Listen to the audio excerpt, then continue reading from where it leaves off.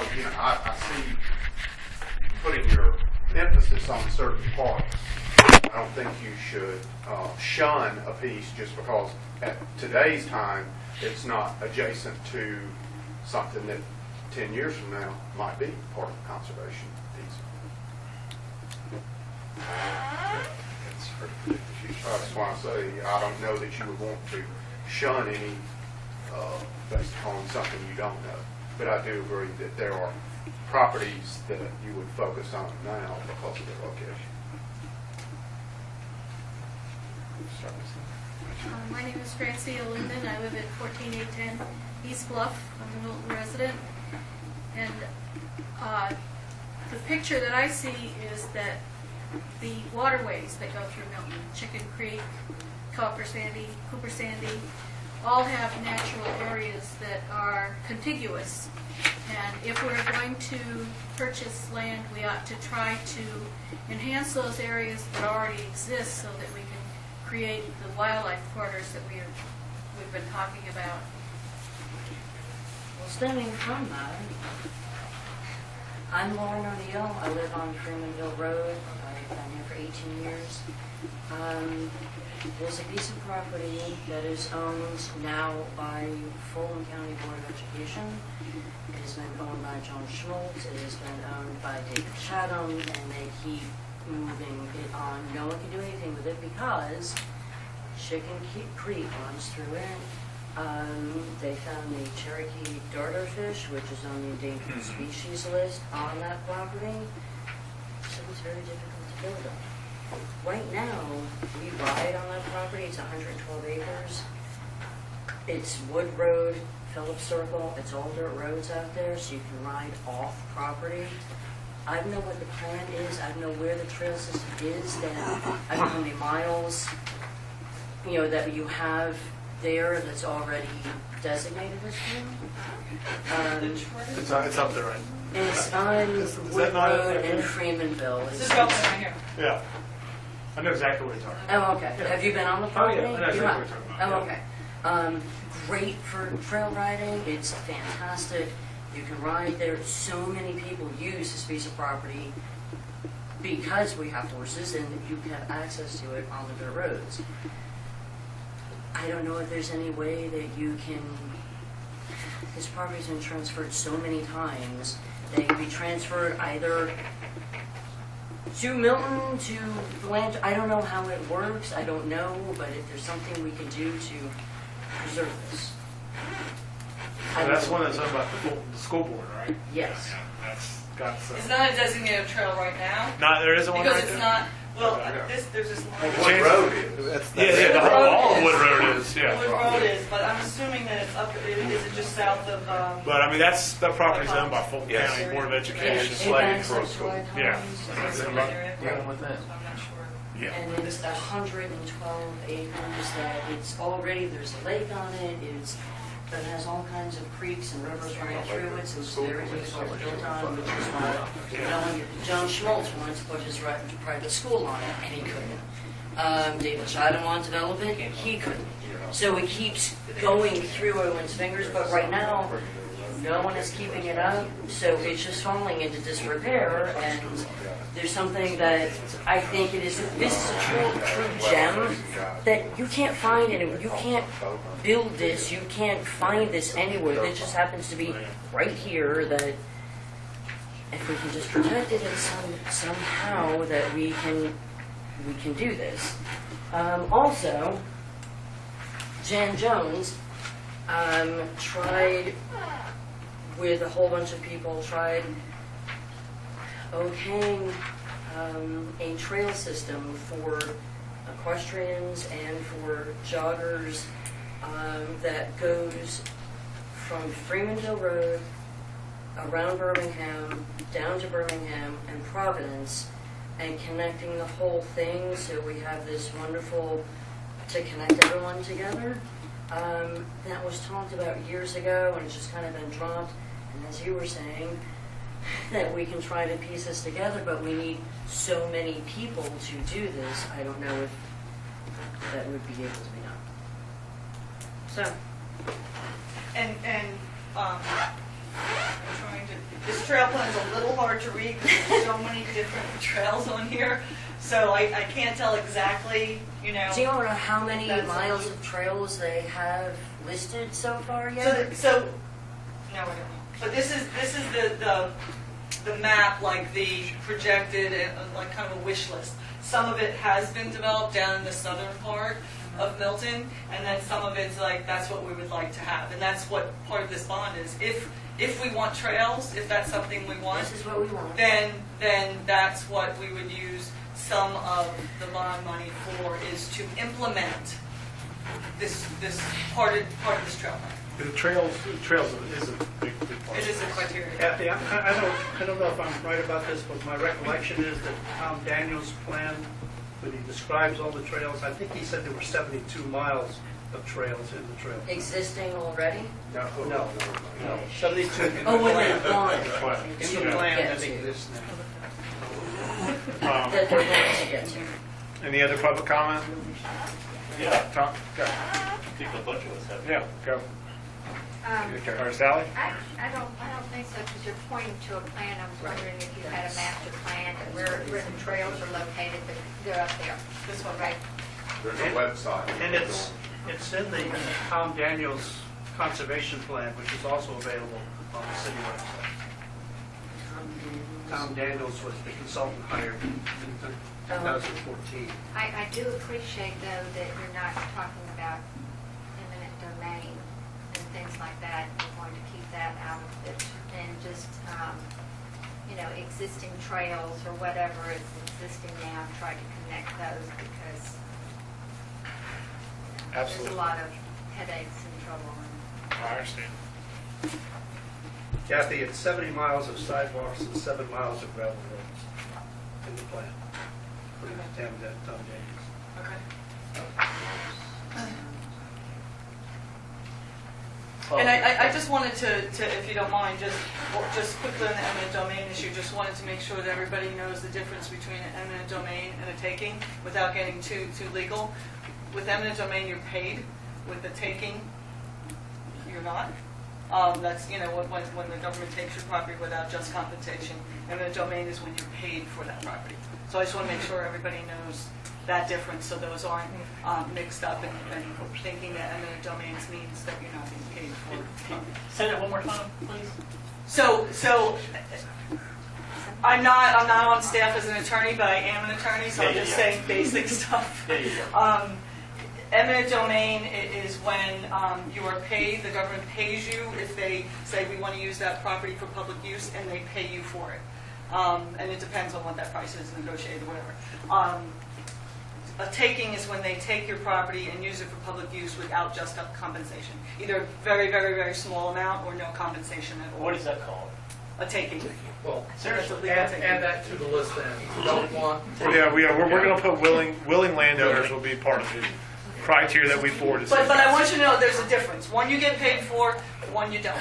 So I didn't want that to be mixed up and say that there is a difference. So I just But wanted to- even with eminent domain, you still have a problem as far as it's the appraisers, whoever you get to appraise the property and things like that. So it may not be what you think is just to the property owner, but it certainly may be for the city. And I think what Matt said before about them negotiating. Yeah, we've been through that before. I mean, there were situations where we've had to be negotiated with property owners on that. Usually eminent domain is done where there's so many trust issues within, not like legal trust issues on a piece of property, where trying to find out who the owners are might be just such a bureaucratic thing that we can't do it. It's an easier way to do it, and usually the banks and whatever, they understand that. But when you're dealing with an individual property owner, we do look at the appraised land values, but then we also, look to have a communication with that landowner. We have had one situation I know of where there was like a $2,000 situation and they wanted $30,000. That's a situation we couldn't do that to the taxpayers, so we had to find out what we could do in those So situations. then do they get a lawyer and sue, or? That could always happen. See, that would be the messy part of it. Yeah, and Yeah, so I'm glad you're not thinking of Yeah, we're definitely not. We try to avoid those, and usually it's about having individual conversations for the most part to see what we can do. Any other comments? R4. Stand up. Mark? Oh, Mark. yeah. Peyton, I'm Mark Carrington, 145 Drive, Creek Club Drive. Basically, what I did was this came out of wanting to document a few things I'd said from the first meeting, sending to Kathy because I felt bad about missing the second meeting. So since, as I pointed out in the first meeting, sometimes my personality differs behind the keyboard than in person, I'm going to read what I said behind the keyboard. All right. I think the whole idea of the Greenspace bond arose from the concern of how much land was disappearing due to the residential construction and how it was changing our landscape and the viewshed we all covet. Like everyone else, I think this needs to stop, but I don't think it should be mixed in with park creation, park development, trail development, because it's a different issue. We've already done a major park expansion, acquired 2 additional undeveloped parks, probably intended eventually for passive use, and developed 2 pocket parks, and participate in studies to expand and connect the Milton Trail to the Big Creek Greenway, all without a bond. I think it's going to be a hard sell to now convince the public we need a bond for more park and more trail development when we accomplish all this just mentioned without a bond. However, I do think the public can be convinced we need a bond to raise capital to purchase land and land rights to compete with the big developers that are buying this stuff up now. That was one bullet. Second bullet was, I think that tax legislation, even though we talked about it, that it doesn't exist, probably needs to be communicated better, that tax legislation needs to be improved to encourage and support existing horse farms, staying as horse farms, like I think this gentleman here was talking about. Thirdly, I think legislation needs to be put in place and the public educated, maybe perhaps what you were doing tonight, on how conservation easements provide cash from the initial easement purchase and future tax savings with minimal impact to the usefulness of the land to the existing property owner. And let's see what I said lastly. Lastly, building on what Mayor Joe said a while back, for those of us wishing to acquire acreage, willing to give up large portions to conservation easements, this was more a question. How about a partnership where the city, through a trust, subsidizes the purchase price, making it more affordable for the would-be buyer in return for a calculable easement and favorable tax treatment? It could be one person or multiple people all agreeing to a conservation format for the development of the property. And I did say, I mentioned this to Laurel a couple of years ago, and I called it sort of like a mutual fund. I couldn't think of anything else, but basically everybody goes into it knowing how they want to develop these larger parcels. All the point being is to compete against these guys with deep pockets that want to come in and build nothing but 1-acre neighborhoods. So in that last comment, just to clarify the end part of your statement, is it potentially could be a group of people that go in with this preferred consideration, but it's still land that you're contemplating development of, but just in a way where the easement is considered up front, so there is preserved land, but the balance would still be potentially developed per our current standards. Right. Yeah, I sort of in my head I was thinking, let's say you have 25 acres and you have 5 people and you can divide it into 5 acres, but each one of those people agree up front saying, okay, we're only going to build on 2.5 acres, but we're going to give up the other 2.5 acres for the conservation easement. Everybody sort of goes into this thing saying this is how we're going to do this thing. So estate lots become more affordable. Yeah, exactly. Yeah. I like that. Thank you, Mark. Yeah, sure. Anyone else? Before we close public comment, anyone else? Okay. We're going to go and close public comment, and we'll go ahead and discuss the criteria that was, so what we have before us. Kathy gave us a draft. This is what we received today, and this gives a good outline of what we have been discussing over the past 6 weeks or so.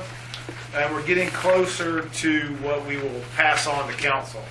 And at this point, I guess I'll ask any of the commission members if they have any changes or thoughts on what we have before us that Kathy presented us?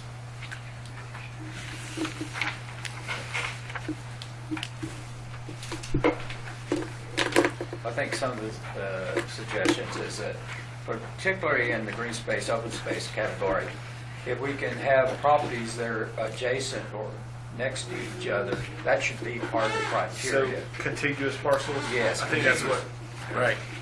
So I wanted to say just on how I set this up for you all to know, we talked about combining the categories. We had Right. so many categories before. And like I said, just change this if you do not agree at all, into 3 categories. The green space, open space, which is the hardest to define, I will tell you. The second would be the rural views or rural character, also hard to, not define, but hard to come up with the proper word for that, rural feel, rural view. And then the third would be trails and parks, kind of put that one together. Then after that, there was some things, outlying things that seemed that maybe they didn't fit into a criteria, so I named them factors. And then after that, I some things that are tools for land acquisition. So, and I meant to put the contiguous in. Yeah, I'm 'cause sorry, we I talked about forgot that to put last that in. time. I forgot. I Yeah. told Peyton in the beginning I forgot to put that in. Yeah. So, do you think that would be under the green space, or would you think that is a factor?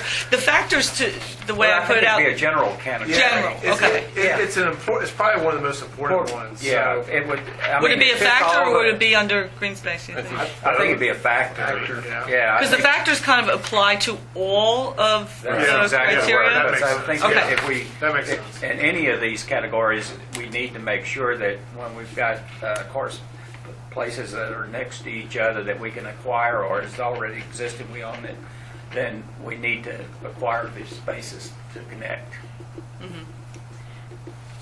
Okay, I will add that.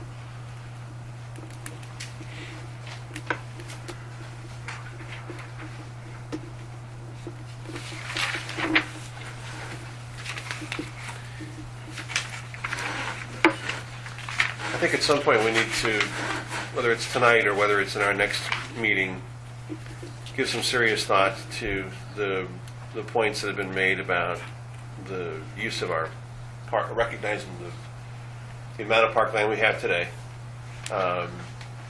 Whether or not this is, the bond criteria should contemplate more parkland because of the points that were made this evening as well as in some of the emails written to us. There are actions that we can take today with the parkland that we've got that could ensure that some of the conservation things that we're talking about here could be put into preservation for perpetuity and have minimal cost associated with it. So we could actually be demonstrating some responsible steps as a city that way, just before we're asking the city to think about more money in taxes. I don't know where I stand on that, other than just to ensure that we encourage conversation about that at this point. I think there is some very valid discussion to be had. Do you about that. think that is just when I'm going over a separate issue, that is a good issue to talk about separately than the bond, since it's not going to be bond money Well, that would purchase that land since it's already. what I'm saying to you at this point is I think it warrants discussion. It has been brought up by the community to us as a consideration as to something that should not be included in here. So I think at some point we need to vet it for the purpose of those statements that were made by the community. Okay. So where do you want that under? I'm not saying take it off right now, Kathy. I'm just saying whether it's tonight or in our next meeting, we need to measure Think about where, yeah. measure that as whether or not it stays or doesn't stay, and all the appropriate reasons that it should or shouldn't. And I don't know that I'm prepared to discuss that tonight because some of the information that was shared not only just tonight by some of our citizens who are in attendance, but also in some of the emails we've gotten in the past week or week and a half. And we've had various opinions on this. We've got a portion of our community with young children and high school, middle school, and elementary school children who believe that the money needs to be used for more active parks. And then you've got another group which says, no, it's passive parks that we want. So I'm not sure that we can answer that question as to what is the best approach to spending the bond money on. Yeah, when council first gave this to us, it was really was it was the desire, the need for the community to kind of not, that's what they're worried about the development and what could we do to preserve what we currently have, even though it's not a lot. What can we do to preserve it? And the active park, when I say active park, I'm talking about ball fields and stuff like that. That wasn't part of the discussion at that point. I mean, I do think, we are a growing city. We are going to need more ball fields at some point down the road, and that's hopefully with the impact fees that are coming online and other areas of the budget. But I think what council gave us was more of the passive nature, is kind of what I was thinking. But there's definitely a need of the community that they want some of this bond money to go to active parks. Absolutely. And we've gotten an earful of them. Yeah. If you go back to, you make a very valid point, Peyton, and that is that if you think about the initial charge or some of the things that created the sense of urgency to even have this initiative was because of the look and feel of the community that was changing. And that was either acre by acre, or it was, a development here and development there. And so there's a lot to be said, I think, in these criteria that we're going to end up putting forward that should make sure that we're assessing what the drive-through Milton looks like. And I think that's what then turned into, can we put a trail on it? Do you buy some more parkland? Do you do whatever? It's just preserving got big. our way of life. And it is. How we live, and it's just being taken just so quickly that this is our way of life. We have horses, we ride, we can ride off property. You can't do that everywhere. And just speaking for this piece of property specifically, if this were to go, this would be a huge blow for the community. And why does anyone need to live here anymore? You can have a horse on your own little island property anywhere because you can't get off of it. Here, you can ride off your property and have a place to go ride that you can't have anywhere else. This is not, you can't rebuild this. Yeah, and I'm making the same point, I think. Right. I'll make 2 points based on what you just said, too. Part of that drive-through look and feel comes with ensuring that when you drive past that pasture that it's still there. Right. That, I don't own a horse, but I sure like looking at them. I think it's a really great value to identify what Milton is or has been since I've lived here. And I'm willing to pay something for that, to make sure that look and feel is preserved. That is why we are here. That's why we... Yeah. I also think so the second point is if we're going to float a bond, there are also some people who are going to say, hey, Paul, that's nice that you want to pay for that. I don't want to pay for that when I drive past that. That's somebody else's land that they can put their horses on and they can do all the horse stuff they want to do. So you have to balance that with somebody who doesn't want to pay for that but is enjoying it, doesn't necessarily have a perceived value to it. So the trade-off might be then, though, is that they are more interested in the total view shed. And there's some areas that are today running the risk of development because there are some larger land parcels are becoming fewer and fewer, but they're willing to invest in making sure that the part that they drive by still looks the same. So in doing that, maybe that's you're incorporating enough of an easement where you could have a connectivity to the trails that you were talking about, the whole Birmingham, Providence, Freemanville thing. I think there's some value to considering that. It's not a park, but it's enough of a setback where you could create a use for the community as well, so the person that otherwise is driving by might also decide, hey, I'm going to park my car and enjoy that and I can trail. go on this walking trail. So it's an interesting balance that we've got to think about. And I did want to say on the parks issue for the survey, back on the survey that I gave you guys, we got 370 responses, some from the green cards that I have brought out to the community and the responses, and I can give you a link to it's tough to read the one online because there's so many, but there was over 300 of them. And the reason when I did this first thing on March 23rd, when I wrote in there as one of the criteria parks, almost an overwhelming majority of the ones that talked about parks talked about passive parks. And there were just a few saying active. Some just said parks in general, didn't distinguish whether it was active or passive. and many talked about passive parks that you can just walk on and just trails. So I didn't want to discount all of these survey responses versus, whatever emails we got this week. I only just saw one. I don't know if there was more. But so I just wanted to make it known that these survey responses include a lot of comments about passive parks too. And if you want, I can count them up. I can do that. I counted up all these criteria, and I can give you a number if that helps at all. You gave us the percentage of. I gave you a percentage, right? And most of when I gave you the percentage, the parks were 13%. Yeah, they were 6%. But I will tell you, as you know, with that survey, it was the questions that were on that survey. Right here. They put trails and parks together on the question on that survey. And it was a little bit of a suggestive survey, so it's a little, people see those 4 points and they say, 1, 2, 3, 4, or 1 and 2, and sometimes they didn't think of their own open response. So it makes the survey a little bit tough to interpret.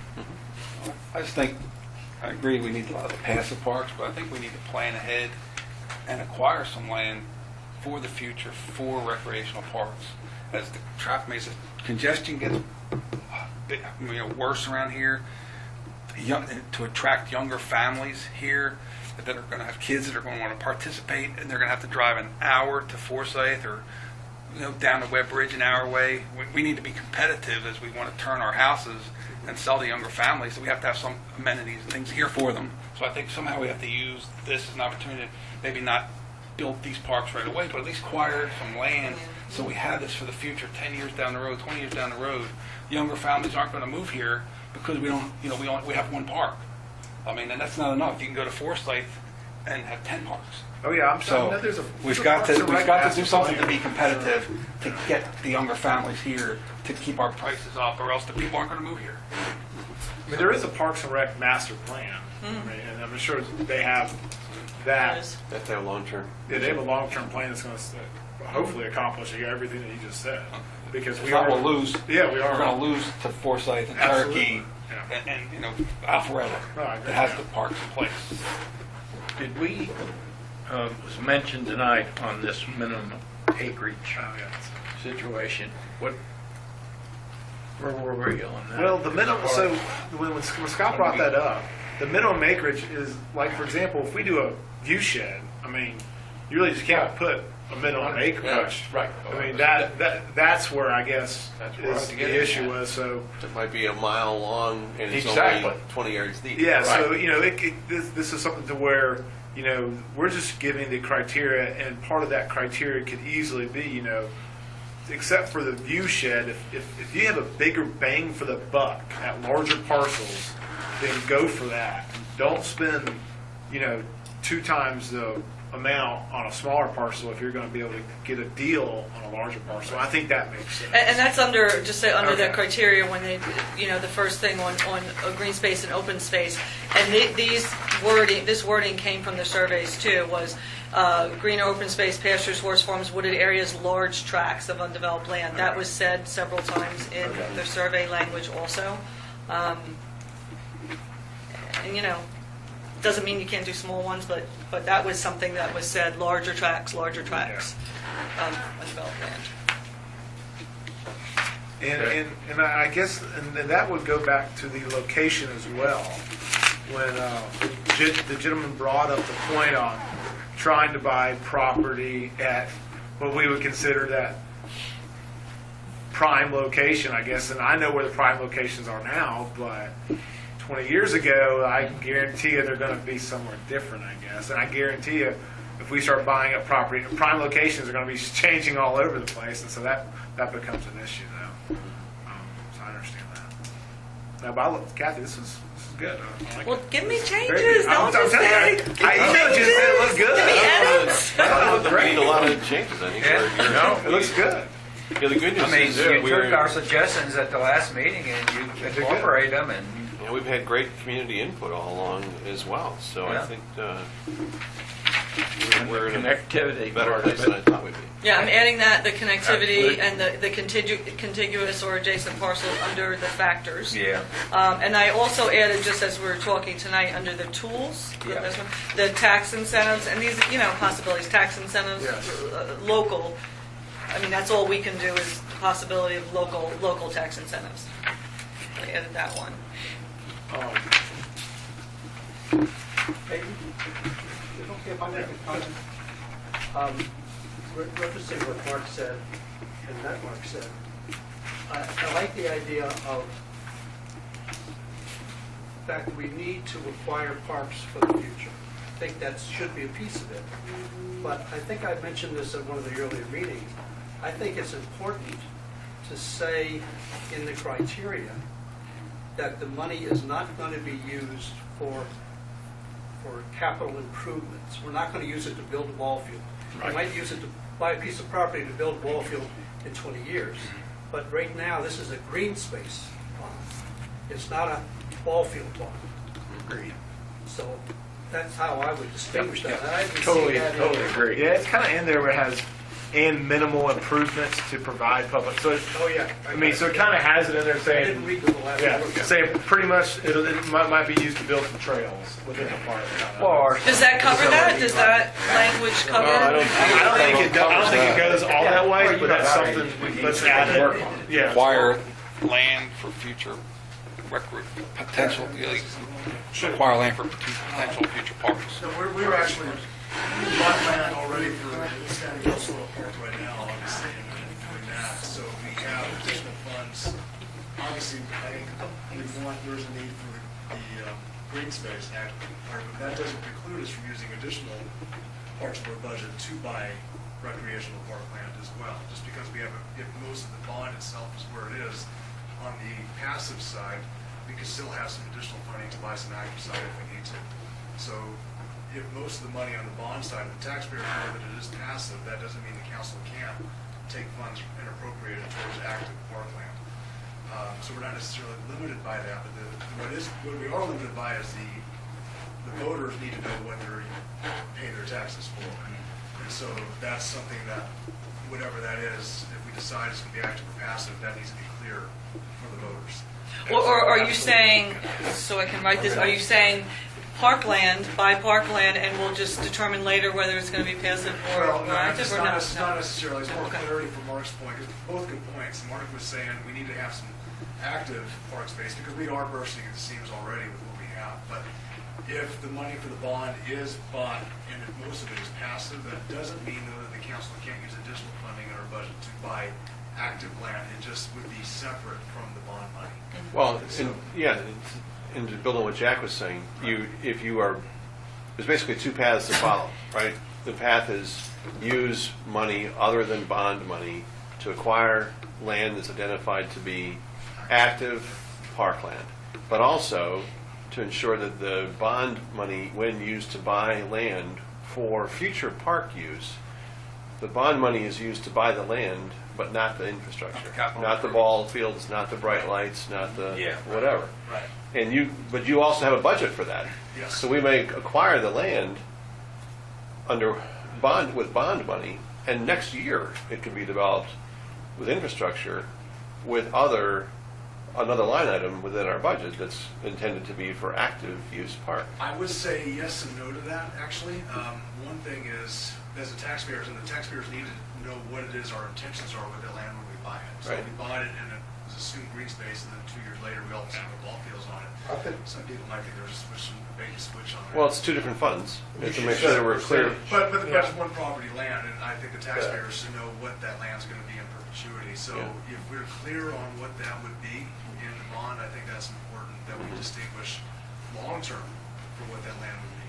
So if we bought a piece of land and taxpayers were thinking it would be green space and stay green space, we don't, as much as, I think we should know what the intent is of that property before we buy it, as much as possible. Okay. Oh, absolutely. I think there should be a percentage that you set aside, that if we're gonna vote on a bond for green space, that 80% of the property, or 50%, or 20% is set aside as Greenspace in perpetuity. And that's one way to do it. Yeah, and we've talked about the percentage terms, and I guess the worry is we hate to tie it city too much, and then all of a sudden we have, Mr. Myrick over here says, hey, I'm just going to give you my land. Here you go. You can pay. I'll give you a screaming deal for it, and we've already allocated our percentage, and so I hate to tie the city into that, but I think But we could have additional funds if Right. they came up that we might be able to use. It doesn't necessarily have to be bond funds. exactly. Would you use the same parcel for active recreation that you would use if you were putting land into a corridor, a wildlife corridor? I think that determination has to be made on a parcel by parcel basis. If you come up with an appropriate parcel that could be used for a park in a convenient place where there isn't another one, then buy the land and hold on to it for a period of time. But if it's inconvenient for a park because it's, in between two creeks or wetlands next to a golf course that's gone bust, you keep it for what it's not appropriate to be used for. I think that's, I don't know how you can put a percentage on that. I think it's Well, it's not so much individual. of a percentage as knowing where the funds are coming from. And the taxpayers need to know exactly what their tax dollars are being used for in the different funds. So if you have a bond fund that is for Right. Greenspace, and then we as a council are making a vote to hold money out of that Greenspace bond fund, then you know generally what that land should be used for. Now, however, we decide it has a different active use per se, maybe there's a percentage in the bond fund that is active that we can use from, or maybe we might have to pull it from somewhere else. But the important thing is that the taxpayers know what that money is going to be used for, depending on where we as a council decide that it needs to come from. I think when we learned the other night at the CPAC meeting that there's a pretty, the people who come to our meetings are the passive land people. The people that want the recreational, they're off the ballparks. And they're not coming to the meetings, and they're too busy with their kids. So if we don't put something in this that has some recreational aspect, that's really a majority of the city. It's going to get shut down. So we've got to have we've got to give some type of recreational direction, because there's a lot of people out there that aren't coming to this because they just don't have the time, but they're going to go vote, and they're going to see, passive land, horse trails. Horse trails, I got 3 kids. I'm taking them to ball fields. What do I care about a horse trail? So we want this to pass. We're going to have to open that up a little bit to get those votes, or it's just dead. Do you want to put under trails? I mean, when we talk about trails, that it's not just a horse trail. You know what I mean? Because under the trails, the walking, biking, and/or horse trail. That it's I not think it's the just whole horse trail. usability of green space, and it's that fine line of what we want, what the majority of the community wants. And I think I know where Mark's going with this. Is you would prefer to add a little more active uses I think in it. if And not, of it's not going course- to get dumped through, because there's a lot of people out there that they're too busy to come, to voice an opinion, but they're going to vote. And I think they're it going to goes- see, what do I care about horses? And I think it goes to the whole percentage part, as far as if you throw active use in the criteria, there are probably a lot of people in the community saying, well, 25, I didn't want to spend any money on active, so how much of that 25 million is going to be spent on that? If it's going to be a couple $1 million, then, you're not going to shoot it down. So that's probably maybe a discussion that either we need to have or council needs to have at some point on that exact topic. You make it clear it's not for capital improvements, Yeah, it's just for acquisition, for future potential recreational properties to keep Milton competitive. And I think as a place the to go to. percentage would, I think an actual percentage might be good for something like that. Is it percentage of land or percentage of money? The money is I don't know. I'm just throwing this out. I'm just throwing it out there because I hear a lot of people that have come to our meetings say absolutely not. But then I hear a lot of people that I talk to in the community or on the phone, they say yes. And so you're trying to get a sense from the community, where's the majority at?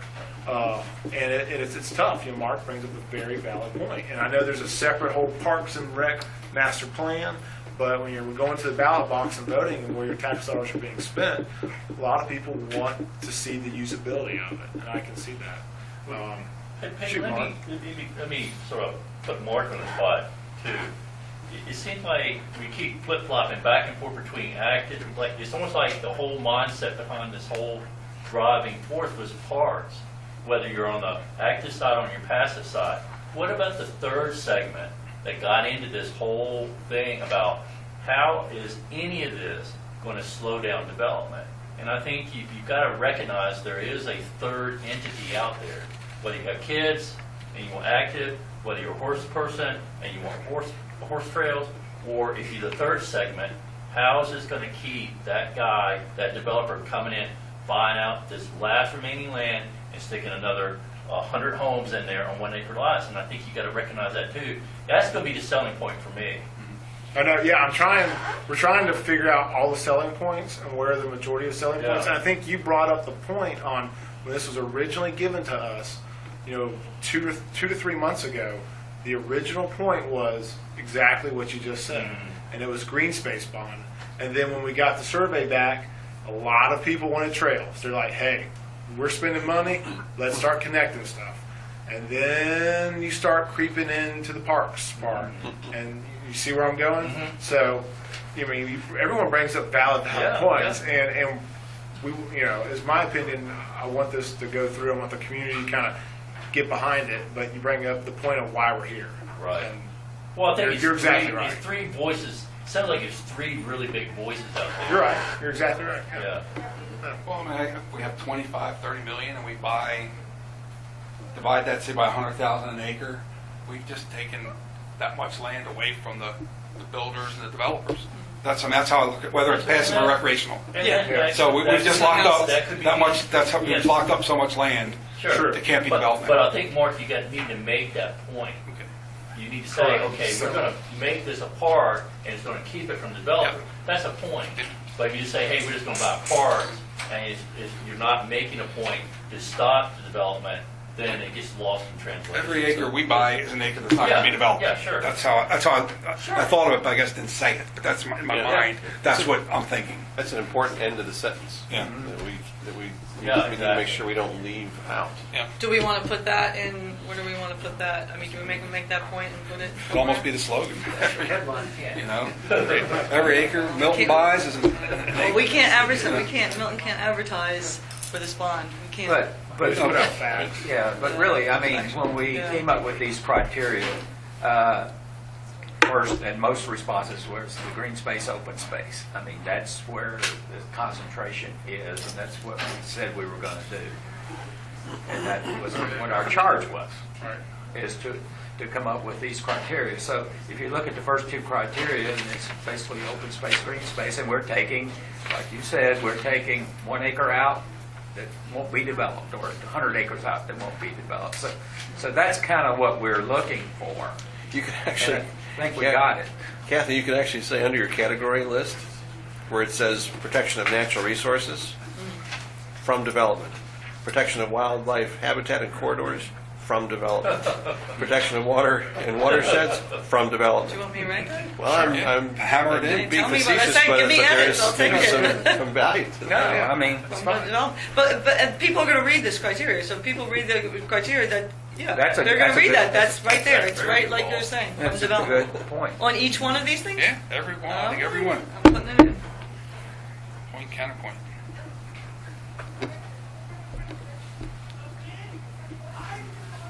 Could I ask Bill? Sure. Yeah.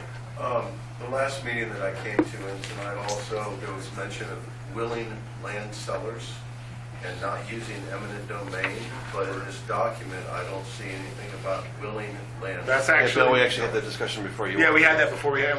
But it's that- not Oh, in you the came in. document. Yeah. it is going to be It added. is now. Yeah, it is.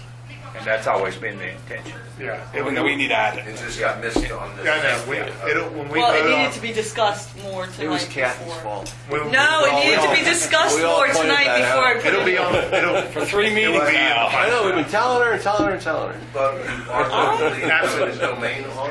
We're going to put willing landowners on it now. Is that under fact? Eminent domain is a whole Ken Gerard legal question that is probably be left, maybe I can ask him to come to our last planning commission meeting to maybe address that. Because For the city eminent council. domain is used for a non-willing seller. Correct.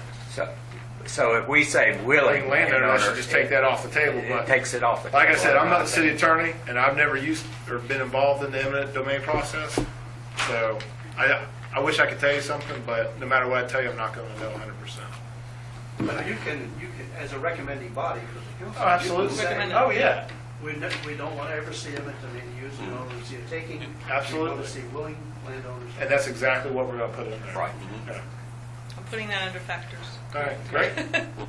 Okay. Any other discussion on this?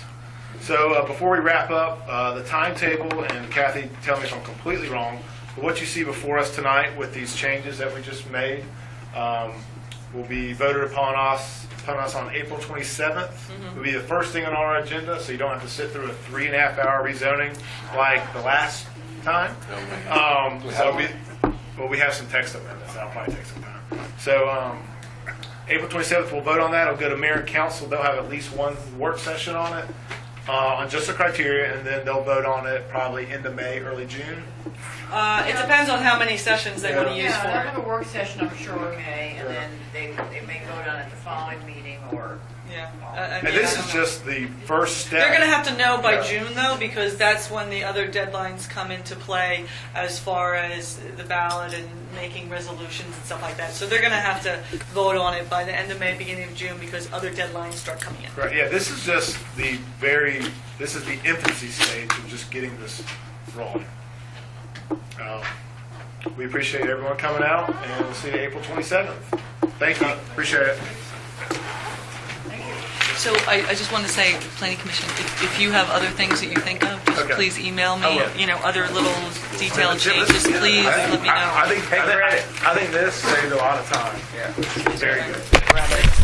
Just kind of interested in comment.